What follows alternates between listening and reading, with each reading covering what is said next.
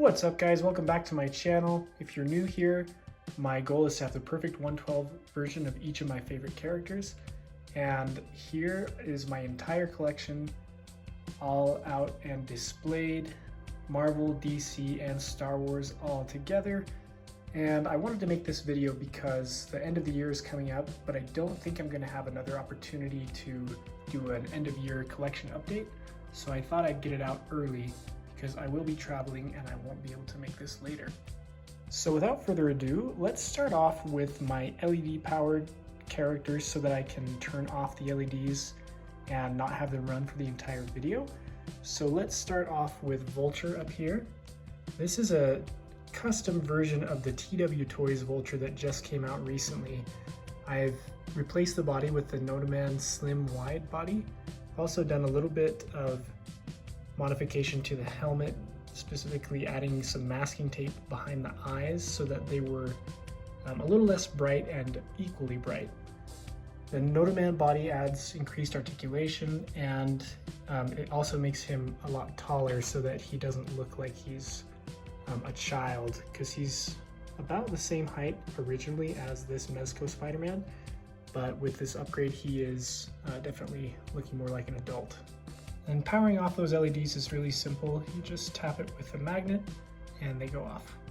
Up next is my custom Mezco style Star-Lord from Guardians of the Galaxy Volume 1.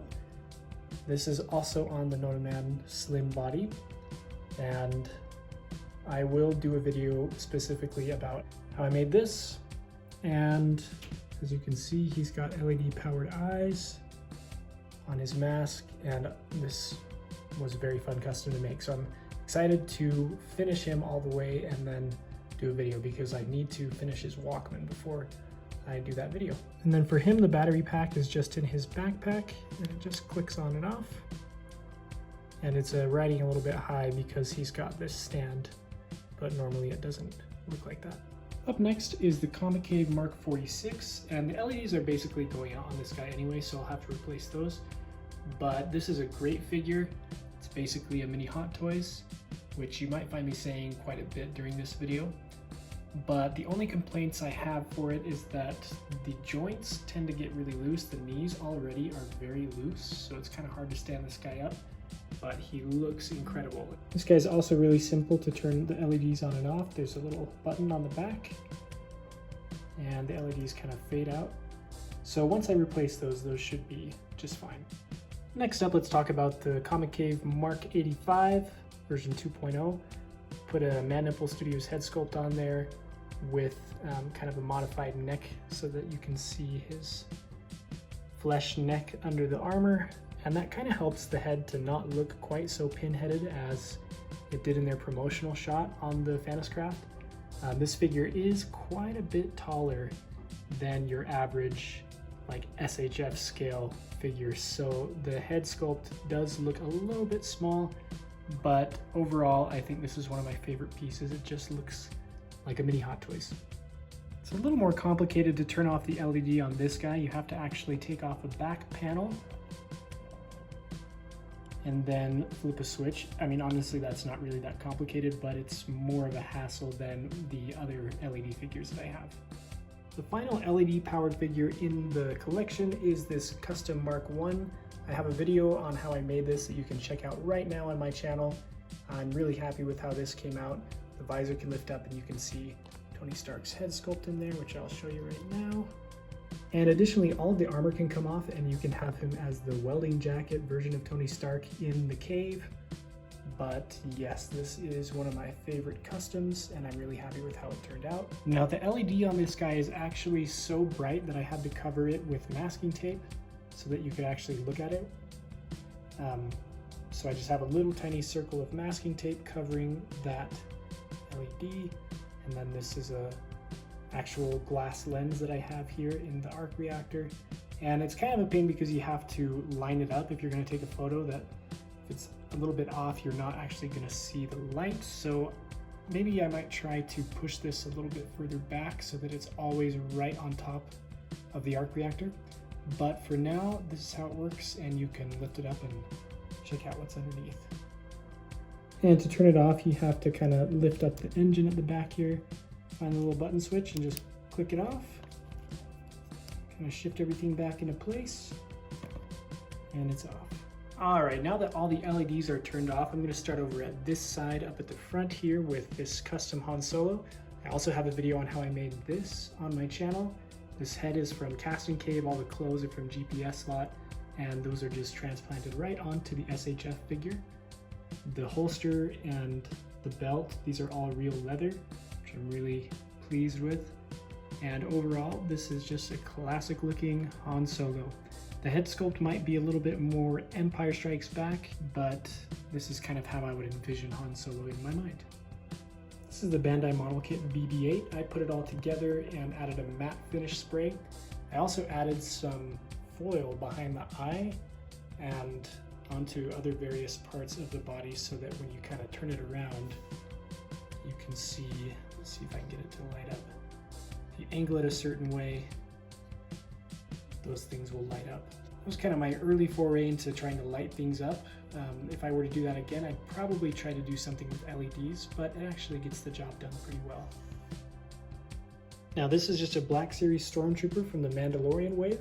I think this is one of the most solid Stormtroopers you can get. I do like that the helmet is non-removable, so it looks a little bit better. I also have the George Lucas variant, but the helmet looks a little bit more rubbery. This looks really, really good. Good enough that I wouldn't even really consider looking into SHF or Mafex to get a Stormtrooper, especially because it's just a trooper, but it really comes across as pretty premium.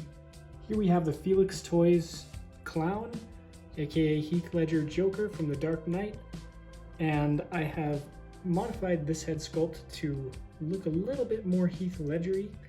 If you have ever seen a review of the Felix Toys Joker, you'll know that this head sculpt looks a little bit different. I've darkened up the eye makeup and I've pushed back the hair that was kind of covering his face, and I think that made a world of difference. I can totally see Heath Ledger where I could totally not see it before. The overall figure is really, really solid. The soft goods are incredibly well made. I also shortened him in concert with shortening this Batman, which I'll talk about in a second, but he was actually about 1/4 of an inch taller than this, so he kind of towered above this Iron Man and a lot of my other figures, so I think that this height works a little bit better. So speaking of this guy, this is my custom Dark Knight Batman. The suit is from the Soap Studio. The body is an NW Toys body that's been heavily sanded down. The head is from Man Nipple Studios, and the belt is from the SH Figuarts.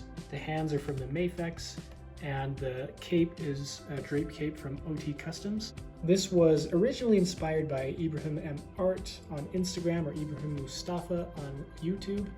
When I saw him put the Mafex head onto the Soap Studio body, I figured that the Soap Studio might be worth looking into because I've been aware of it, but it always looked a little bit wonky to me, but he made it look really good.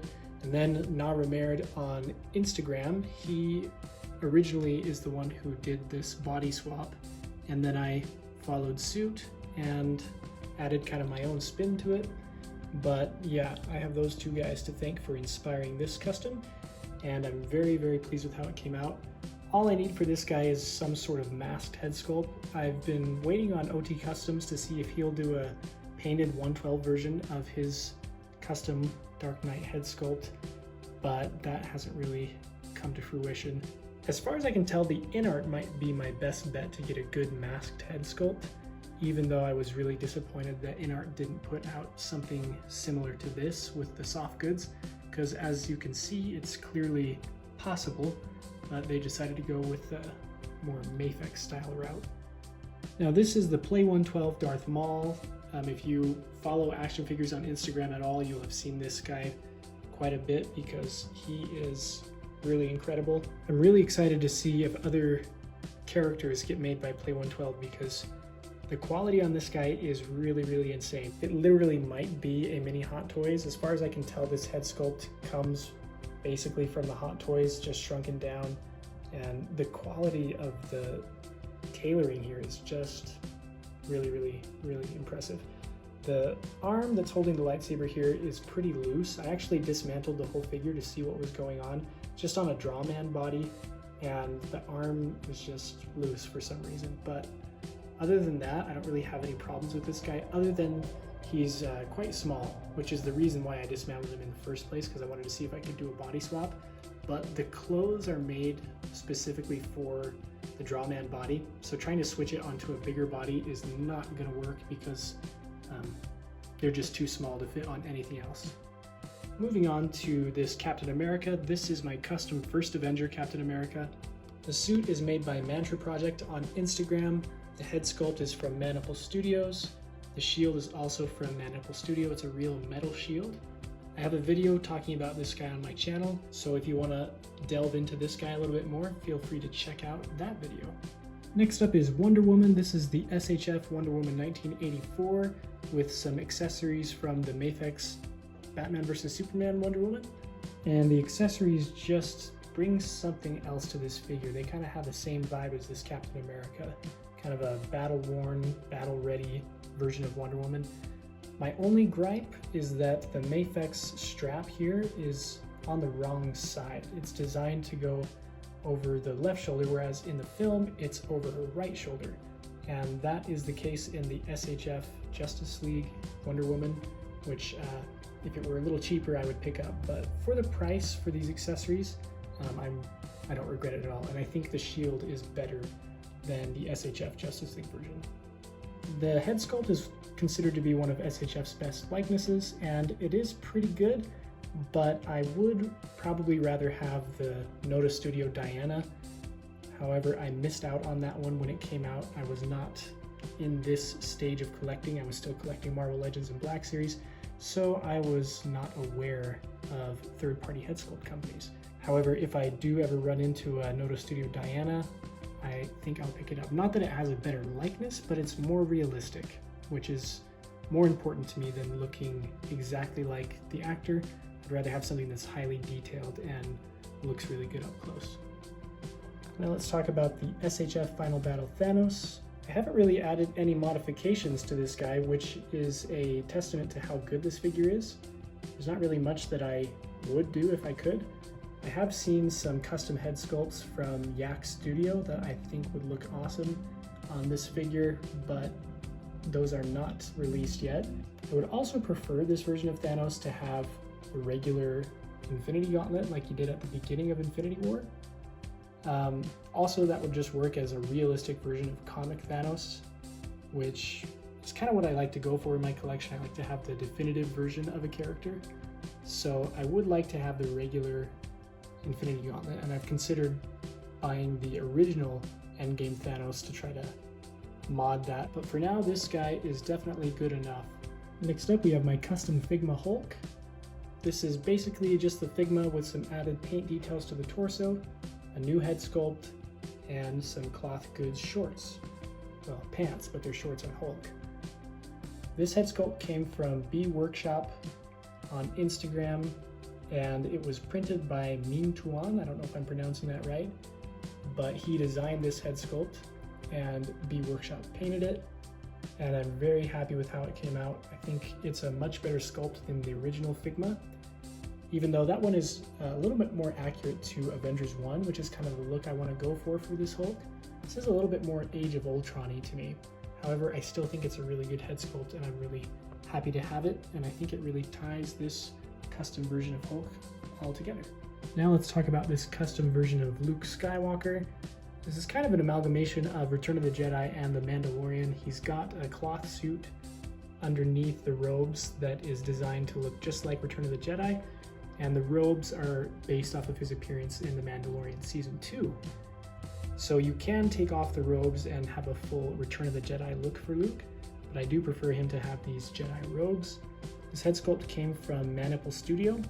It's one of their more recent releases, and the suit came from Mantra Project, the same person who made this Captain America suit for me, and who is going to make an Ant-Man suit for me in the near future.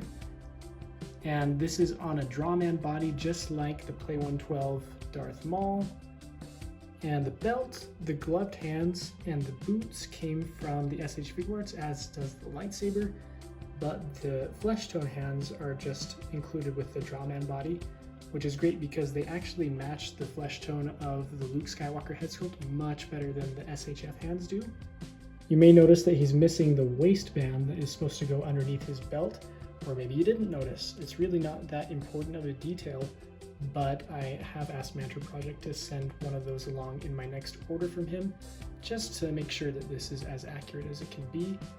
And moving on down, we have these tiny little Ant-Man and Wasp figurines. These came from a Disney Store cake topper, and I just cut them off of the cake toppers and added these little plastic bases. I'm considering adding some pretty stiff wire and then just kind of drilling it into the back so that these can be put into foam bases that I'll make later on and kind of put wherever I want in the collection and kind of look like they're flying, especially for Wasp. I think that would enhance the playability of this little figurine. I do have the SH Figuarts Ant-Man, but I'm currently working with Mantra Project, as I mentioned, to get a 112 cloth suit made for him for a Drawman. This is where I'm at so far with that project. Not super far along, but I have all of the pieces I need except for the cloth suit. So I will be updating you guys later when that becomes more of a reality. And then next to Ant-Man and the Wasp, we have Yoda from The Empire Strikes Back. This is the Black Series figure. I have added some fuzz to his hair just to make it look a little more realistic. That came from the inside of a plush Grogu. I've also added a matte spray to his entire head, and then I added some gloss to his eyes. You can't really see the gloss on his eyes from this angle, but it does add a little bit more realism, having a contrast between the skin and the eyes. And then next to Luke down here, we have the Bandai model kit R2-D2. Came in the exact same kit as this BB-8. Put them together, painted him, weathered him, and added some foil reflective stuff in lieu of LEDs. So when you hit the light just right, the light looks like it comes on. I'm pretty happy with this version of R2-D2. I think I would prefer the Mafex, but it just hasn't been that important of a character for me to justify buying the Mafex yet. But maybe sometime I will. I don't know, but for now, this guy gets the job done and I think he looks pretty good. Back here we have the Muff Toys TVA version of Loki. And originally I got this guy thinking that I would swap the head sculpt onto the Mafex. I don't own the Mafex, but I thought I might pick it up. But I think this guy is a little bit too big to do that. The head sculpt is rather large in comparison to other third-party head sculpts, but it's definitely in proportion with his body. The tailoring on the suit is really well done. Muff Toys have done an excellent job recreating this version of Loki. It looks just like many Hot Toys, except that maybe the sculpt is a little bit softer than it looks in their 3D modeling images that they share on Instagram, and maybe a little bit softer than their prototype. But obviously this is a very well done head sculpt regardless of that. And then next to Loki we have Thor. You can check out my video on Thor to see how I made this guy. But just to summarize, it's the TB League body with a man-nipple head sculpt and all of the Mezco clothes and a custom cape from Harker Customs. Check him out on Instagram. But yeah, check out that video if you want to go a little bit more in depth onto this version of Thor. Down here we have my custom NW Toys Daredevil. He's on the same body as Captain America and Batman. And this is one of the best 112 base bodies that you can get. It's kind of a more medium-sized body, and the articulation is really amazing. The ab crunch is the best that I've ever seen on a body of this style, and it just looks really natural. I'm also considering getting a small gauge wooden dowel and then staining it to make some makeshift billy clubs, but I haven't gotten around to that yet, but I think that would really complete this look. Right here we have the Mafex C-3PO, and I've repainted the eyes to make them look like they're glowing when they're in fact just painted. I think it looks a lot better than they did before. They were just kind of some clear lenses, but they weren't clear enough to make anything behind it look visible, so they just look dark and dead. So I think this came out really well, and I'm happy with that paint job. I've also taken out the diaphragm dumbbell joint that's in the upper part of his diaphragm and kind of squished the torso onto the ab section to make him look a little bit more proportionate. Before, his midsection was a little bit too pronounced, too big, but I think this came out really well. As far as I am aware, this is one of the better C-3POs that have ever been made, just because the finish on him is way better than Black Series could ever do. I'm not really familiar with the Bandai versions of C-3PO, but the Mafex is good enough to not warrant me looking into those versions, because this guy is amazing. I got him for 40 bucks many years ago. He was one of the first Mafex figures that I ever got, and I wasn't really even familiar with what Mafex was at that point in time, but I'm really happy to have this guy in the collection. Now this is the Noda Studio Logan. It's on the exact same base body. It's got the same jeans, boots, and tank top, but I have replaced the blue shirt with a more kind of classic version of civilian Logan. Classic, I guess, based off of X-Men Origins Wolverine, which is one of his better looks, not one of his better movies, but it's a movie that I grew up watching, and I really like this look for Logan. The jacket is possibly the best made 1/12 scale soft goods item in my collection. It came from Leonardo X on Instagram. He made it, and it's just incredible, the quality. I have seen recently that Muff Toys have announced an X-Men Origins Wolverine version of Logan, which I will definitely be picking up, but depending on the quality of the jacket, I might just stick with this jacket and put it on that figure when it comes out. Overall, the likeness is pretty decent. My brother kind of summarized it when he said this looks like a really good Wolverine, but not necessarily a perfect Hugh Jackman. So I think that is pretty accurate. It looks very detailed, but it's not necessarily 100% Hugh Jackman. But like I said, that's not the most important thing for me. The important thing is that it looks cool and detailed rather than looking just like the actor. This is the Mezco Black Panther from his solo movie, with a Mandible Studio head and the Mafex neck transplanted onto the Mezco body. I think this looks much more in proportion. The Mezco head looked very big, as Mezco heads tend to look. It was very waxy in sculpt and just a little bit oversized, and I think this one adds a lot of realism to this figure that was kind of lacking before. The suit is really incredible quality, but the body itself doesn't have great articulation, so I have considered swapping this for an NW Toys body just like Daredevil has, which I think would really enhance the playability and articulation of this figure. For now, he's kind of just a statue because you can't really get him into any natural dynamic poses. However, the NW Toys body is currently out of stock, and I messaged them on Instagram. They're not planning to reprint it, so I might be stuck with this guy unless I can snag an NW Toys body on the aftermarket, though everywhere that I've looked is currently out of stock. And while I am very happy with this head sculpt, I am also going to be getting a Yak Studio version of T'Challa, which I think looks a little bit more realistic, and it looks more like Chadwick Boseman. This one is not necessarily the best likeness that I've ever seen to Chadwick Boseman, but it does look realistic and detailed. And we have the Mafex Kylo Ren. This is just the Mafex with some soft goods transplanted onto the figure, and I think this is the best Kylo Ren that there is. The Force Awakens is definitely my favorite of the sequel trilogy. I watched it like 7 times in theaters when it came out, and I really like the chrome on his mask. Just a really cool design for a character, even though the sequel trilogy has soured over time, in my opinion.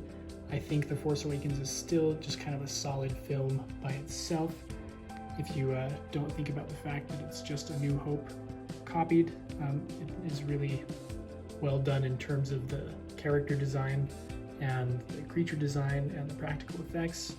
So it does have a soft spot in my heart, so this is why I have this Kylo Ren in the collection. Last but not least is the PW Toys Doc Ock.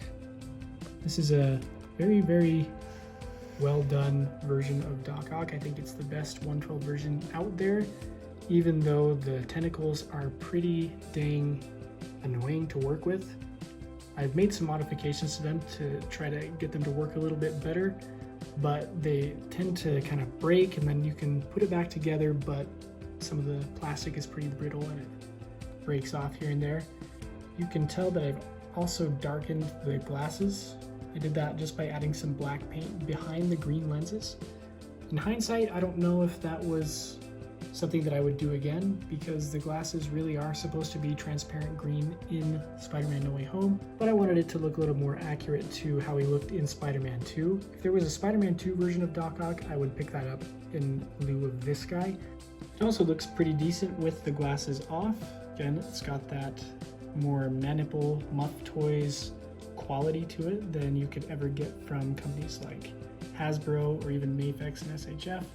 Actually, seeing him right now in this lighting, I think I prefer it without the glasses. I can definitely see Alfred Molina better without the glasses on, so maybe I'll just keep those off. And with that, we have made it to the end of this year's collection tour. If you've made it this far, I really appreciate your view. And if you like this kind of content, feel free to subscribe to my channel so you don't miss any of my videos where I talk about custom figures.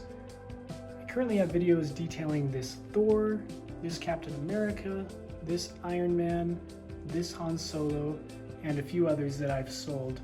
And up next, I think I'm going to be making videos for the Hulk and for Star-Lord, just to give a little more detail on how those are made. I'm really excited to add my pre-orders to this collection. I've got about 12 figures on pre-order. So yeah, stay tuned to my channel if you're interested in that kind of content. Check me out on Instagram at Perfect112Customs. And if you have any comments or questions, feel free to leave those down below, and I'll catch you in the next video.